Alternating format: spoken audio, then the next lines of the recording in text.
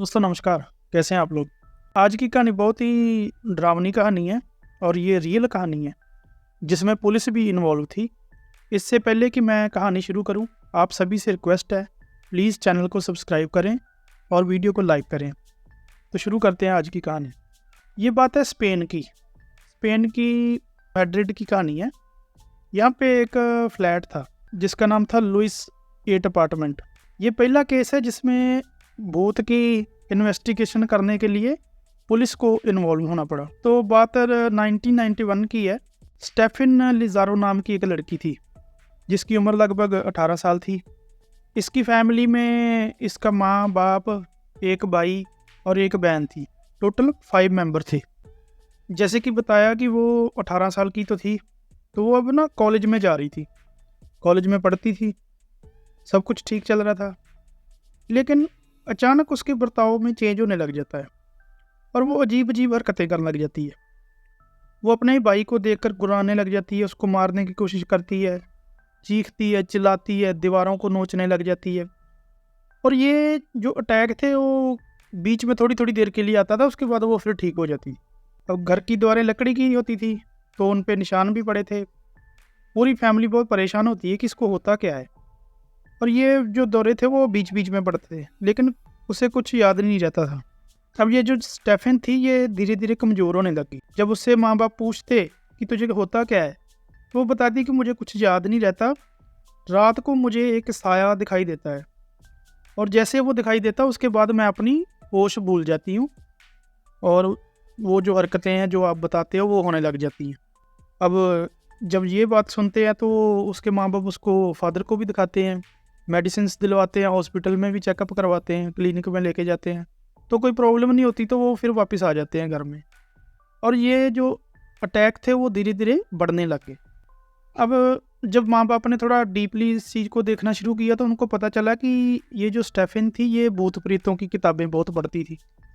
तंत्र मंत्र की किताबें, भूत को बुलाना, देखना, आत्मा से बात करनी, ऐसी चीज़ें वो पढ़ती थी। अब धीरे धीरे स्टेफिन और कमज़ोर हो रही थी और उसके जो दौरे पड़ रहे थे इनमें कोई सुधार नहीं हुआ। अब नौबत यहाँ तक आ गई कि उसे हॉस्पिटल में एडमिट करवाना पड़ा। 1 महीने तक लगभग उसका इलाज चला, लेकिन कोई प्रॉब्लम तो थी नहीं, बॉडी में कोई रोग भी नहीं था। तो 1 महीने तक वो हॉस्पिटल में रही और अचानक एक दिन उसकी मौत हो गई। अब घर वालों को भी बड़ी परेशानी, हैरान है कि कोई प्रॉब्लम नहीं है बॉडी में, कोई रोग नहीं आ रहा। अब फादर को भी दिखाया, उन्होंने भी बोला कि ऐसी कोई बात नहीं है, तो अचानक ऐसे कैसे हो सकता है। और फिर वो बड़ा दुखी होते हैं। अब उसकी डेड बॉडी को अपने कब्जे में लेते हैं, रीति रिवाज के साथ उसका अंतिम संस्कार कर देते हैं, मतलब कि उसको दफना देते हैं। अब स्टेफन जो थी वो घर में सबसे बड़ी थी, तो उसकी माँ को उसके साथ लगाव भी बहुत था। तो वो जो स्टेफन का रूम था उसके रूम को सजा के रखती थी। उसकी बेडशीट लगा के रखना, खिलौनों को तरतीब से रखना, फ़ोटोज़ को साफ़ सूफ करके, और वो रूम को लॉक लगा देती। और ऐसे लगभग 1 डेढ़ हफ्ता चला। उसके बाद एक दिन अचानक स्टेफन की माँ थी जो रूम में आती है और वो देखती है कि रूम में जब वो उसकी बेडशीट कहीं पड़ी है, गद्दा कहीं पड़ा है, फ़ोटोज़ टेढ़ी हो रखी हैं, उसके खिलौने नीचे गिरे हुए हैं। तो वो ज़्यादा नोटिस नहीं करती, वो फिर उठा के झाड़ झूड़ के उसको फिर उधर ही रख देती है। अब 2-3 दिन बाद फिर दोबारा सफाई का टाइम आया। जब रूम खोला तो सेम वही, उसकी बेडशीट हटी हुई है, खिलौने बिखरे हुए हैं, तस्वीरें जो दीवारों पे लगी है वो टेढ़ी हो रखी हैं। लेकिन एक चीज़ उन्होंने ये नोटिस की कि दीवारों के ऊपर खरोंचने के निशान और भी ज़्यादा बढ़ गए थे। और अब ये चीज़ देखकर स्टेफन की माँ को थोड़ी टेंशन होने लग जाती है और वो हैरान होती है। अब एक और काम होने लग गया था। रात को स्टेफन की माँ को स्टेफन के रूम से माँ माँ पुकारने की आवाज़ आने लगी और वो आवाज़ भी बहुत दर्द भरी होती थी। अब धीरे धीरे ये आवाज़ सभी को सुनाई देने लगी। जब रूम खोल कर देखते तो वहाँ तो कुछ होना नहीं था, लेकिन रूम की दीवारों के ऊपर खरोंचने के निशान और भी बढ़ रहे थे और रूम बिल्कुल ठंडा हुआ होता था। अब ये हरकतें लगातार रात को होने लगी। घर में एक दहशत का माहौल बन गया। अब ये घटना स्टेफन के पड़ोसियों ने भी नोटिस की थी और वो भी खुद इस चीज़ के गवाह बने। बड़ी बात तो ये थी कि ये कहानी शुरू हुई कैसे। अब स्टेफन के स्कूल से एक जो सिस्टर होती है वो उनके घर पे आती है अफसोस करने के लिए, और वो उनको ये सारी कहानी बताती है। वो बोलती है कि स्टेफन की एक फ्रेंड थी, जो स्टेफन की फ्रेंड थी उसका एक बॉयफ्रेंड था, और वो रोड एक्सीडेंट में मारा गया था। और इधर स्टेफन जो थी उसको तो ऑलरेडी इंटरेस्ट था भूतों से बातें करने का, तंत्र मंत्र की किताबें पढ़ती थी। तो एक दिन वो स्कूल के पीछे 3 लड़कियां और थी और ये स्टेफन, ये चारों मिलकर वहाँ पे एक बोर्ड के ऊपर, जिसको ओजा बोर्ड बोलते हैं, उसके ऊपर ये किसी आत्मा के साथ बात कर रहे थे। और एक वो गिलास था, गिलास के ऊपर इन्होंने सभी ने हाथ रखे और गिलास ऑटोमेटिकली अपने आप वो हिल रहा था। और जब ये सिस्टर ने ये चीज़ देखी तो वो घबरा गई और भागकर जाके उनका वो बोर्ड तोड़ दिया और इनको सभी को डांटा। और जैसे बोर्ड तोड़ा और उस बोर्ड में से एक वाइट कलर की लाइट जैसे फॉग टाइप की वहाँ से निकली और स्टेफन के नाक के रास्ते से उसके अंदर दाखिल हो गई।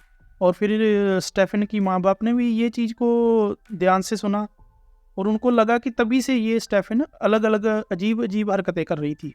और ये स्टेफन का रूम खोल के इसके माँ बाप अंदर जाते हैं और सोचते हैं कि स्टेफन की आत्मा अभी भी यहीं पे होगी।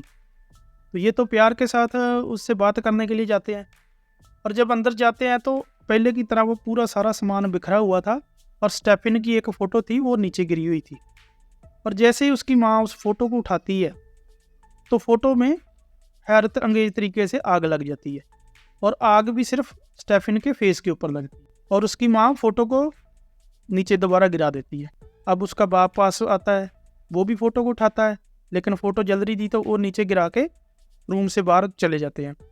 और रूम को सोफे और भी हैवी चीज़ें लगाकर रूम को बंद कर देते हैं, नट बोल्ट कस देते हैं। लेकिन थोड़ी देर बाद नट बोल्ट अपने आप खुलने लग जाता है और जो सोफ़ा वगैरह थे वो कहीं और जाकर गिरते हैं और ये दरवाज़ा फिर खुल जाता है। अब पहली बार ऐसा हुआ था कि ये अपनी बेटी से डरने लग गए थे।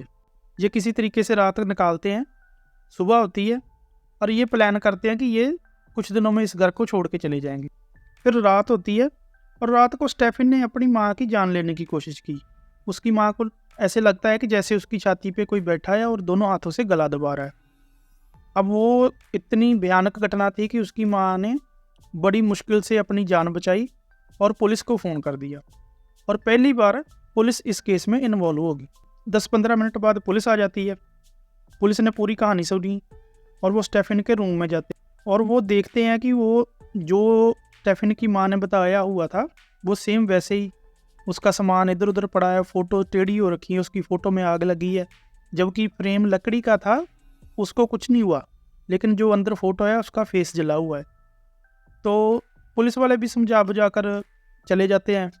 फिर नेक्स्ट डे दोबारा बयान लेने के लिए उनके घर पे आते हैं और अब पूरा बारीकी से उनको ये कहानी समझाई जाती है कि हुआ क्या है और कैसे हो रहा है। फिर पुलिस बोलती है कि ठीक है, हम रात रुक के अपनी आँखों से ये चीज़ देखना चाहते हैं। जैसे ही रात होती है वही अजीब अजीब आवाज़ें उसके रूम से आने लग जाती है। रूम के अंदर ठंडी हवा चल रही होती है, जबकि बाहर बिल्कुल मौसम नॉर्मल होता है। तो पुलिस भी इस चीज़ को फील करती है कि हाँ, यहाँ पर कुछ ना कुछ अब नॉर्मल है। किसी तरीके से वो रात निकालते हैं और सुबह अपने पुलिस स्टेशन में जाके ये रिपोर्ट तैयार करते हैं। और उसके बाद ये लगभग 20-25 दिन तक ये तफ्तीश भी चली कि कुछ ऐसा ना हो कि कोई घर खाली करवाने के चक्कर में ये कर रहा हो या कोई किसी से दुश्मनी ना हो जो इस तरीके से उनसे दुश्मनी ले रहा है। तो कुछ भी सामने नहीं आया और यही फाइनल हुआ कि ये कोई आत्मा का ही खेल है।